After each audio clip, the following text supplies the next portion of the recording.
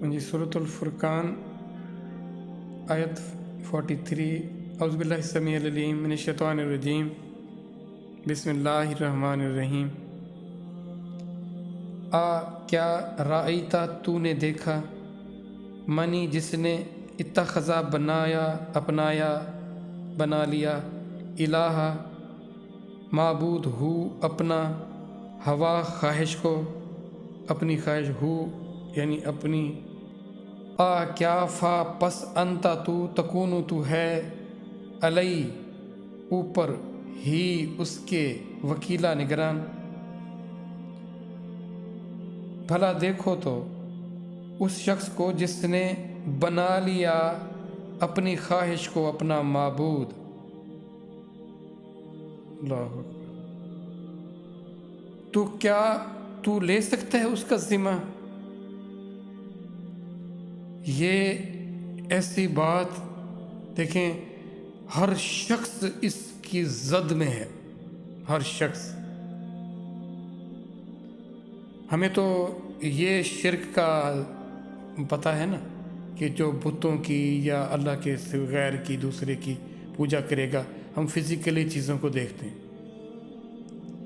اب وہ چیز جو آپ کے انر میں ہے، جس کو آپ چھو نہیں سکتے، وہ آپ کے انر میں ہے. جس کو آپ دیکھ نہیں سکتے، وہ آپ کے انر میں ہے. خواہش نفس، نفسانی خواہشیں، جو آپ کی طبیعت ہے، جو آپ کا مزاج ہے، جو آپ کا پسند ہے، جو آپ کی ناپسند ہے، وہ ایک کولیکٹیولی آپ کا ایک مزاج بنتا ہے نفس کی خواہشوں، جس میں سے خواہشوں کا وہ کیا دھواں سا یا خواہشوں کے چھینٹے سے کیا اس میں پڑتے رہتے ہیں، نکلتے رہتے ہیں، اس میں دھارے.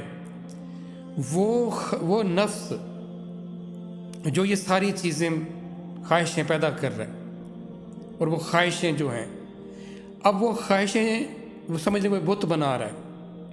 اور ہم میں سے ہر کوئی تقریباً وہ کسی نہ کسی اس کی بنائی ہوئی چیز کے وہ خواہش جو ہے اس کے پیچھے بھاگا جا رہا ہے، اور اس کے بدلے میں وہ اپنے حقیقی معبود کو بھلائے بیٹھے.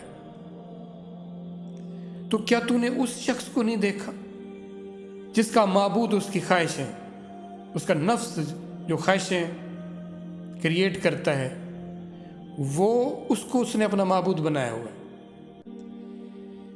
اب ایسے شخص کا آپ کیا ذمہ داری لیتے ہو؟ اب رسول اللہ صلی اللہ علیہ وآلہ وسلم یا کوئی بھی ایسا شخص، کیا وہ اس کی ذمہ داری لے سکتا ہے؟ ہرگز نہیں لے سکتا. وہ تو بربادی کے راستے پر ہے. تو اس شخص کا تم کیا کہو گے جو اپنی خواہشوں کے پیچھے لگا ہوا ہے؟ یہ خواہشیں اس کی زندگی میں ختم نہیں ہونے والی. کبھی کوئی صورت، کبھی کوئی صورت، کبھی کس درجے پر، کبھی کس درجے پر، اس کو ایسے بھگا کر اس کو مار دیں گے. وہ ناکام اور نامراد ہو کر یہاں سے چلا جائے گا. کیونکہ وہ تو ایک الوژن تھا نا، وہ ایک سراب تھا جس کے پیچھے لگا ہوا تھا. اور اس کو اس نے سمجھانا. اب یہ ہمیں بتایا جا رہا ہے، سمجھایا جا رہا ہے کہ دیکھو اس شخص کا کیا ہوگا جو اپنی خواہشوں کے پیچھے لگا ہوا. ہم دیکھ لیں، ہم اپنی ایک خواہش کو پورا کرنے کی کوشش کرتے ہیں تو اور بہت ساری خواہشیں ہوتی ہیں. یہ چیز کبھی بھی آپ کو آپ کی منزل کی طرف نہیں آنے دے گی، آپ کو سنبھلنے نہیں دے گی، آپ کو سوچنے سمجھنے کا موقع ہی نہیں دینا اس نے. اب الہ معبود جس کی بندگی کی جائے، جس کے حوالے اپنے آپ کو کر دیا جائے، جس نے خواہشوں کے حوالے اپنے آپ کو کیا ہوا ہے، اس کی کیا بساط، اس کی کیا حیثیت. دیکھیں، ایک بہت بڑا پہاڑ یا پتھر اگر وہ اپنی جگہ سے لڑھک جائے تو وہ لڑھکنا شروع ہو جاتا ہے. وہ اپنی ہی جو اس کے اندر مادہ ہوتا ہے، جو اس کے اندر کمیت ہوتی ہے، میس ہوتی ہے، وہ اس کے لیے مصیبت بن جاتی ہے. وہ اس کو ٹکنے نہیں دیتی، اس کی کوئی حیثیت نہیں ہوتی. تو کسی جگہ پر ہونا، متمکن ہونا ضروری ہے، کسی ایک محور پر ہونا ضروری ہے. تو ہمیں ہماری خواہشیں ہمیں اپنی جگہ پر اپنے مقام پر رہنے نہیں دے رہی۔ جب تک ہم اپنے مقام پر جگہ پر نہیں آئیں گے تو ہم کیسے اپنی حیثیت کو بہتر کر سکیں گے؟ تو ہم اس رولنگ سٹون کا ہمارے ساتھ ہو رہا ہے۔ یہ خواہشیں ہیں جو ہمیں رول ڈاؤن کر رہی ہیں، یہ رول اوپر نہیں لے جاتی، یہ نیچے ہی نیچے لڑکاتی ہیں، یہ اس اتھاہ گہرائیوں میں لے جاتی ہیں، اس ذلت کی۔ دیکھیں جب اور خواہش پوری ہوئی، یعنی اور وہ کم درجے پر چلا گیا اور کم درجے پر چلا گیا، تو اس کو اطمینان کیسے ہوگا؟ ان سب کو جھٹک دینے کا نام، ان کو چھوڑ دینے کا نام اور اس حقیقی الہ کی طرف آنے کا نام ہی جہاد ہے، وہ جد و جہد ہے۔ اور اللہ نے ہر انسان کے اندر وہ پوٹینشل رکھی ہے کہ وہ کتنا زور، دیکھنا ایک ٹگ آف وار ہوتی ہے، ایک سرے پر ایک فورس ہوتی ہے، دوسرے سرے پر دوسری فورس ہوتی ہے، تو اگر اس کے اگینسٹ فورس نہ ہو تو وہ پھر ون کیسے کرے گا، وہ جیتے گا کیسے؟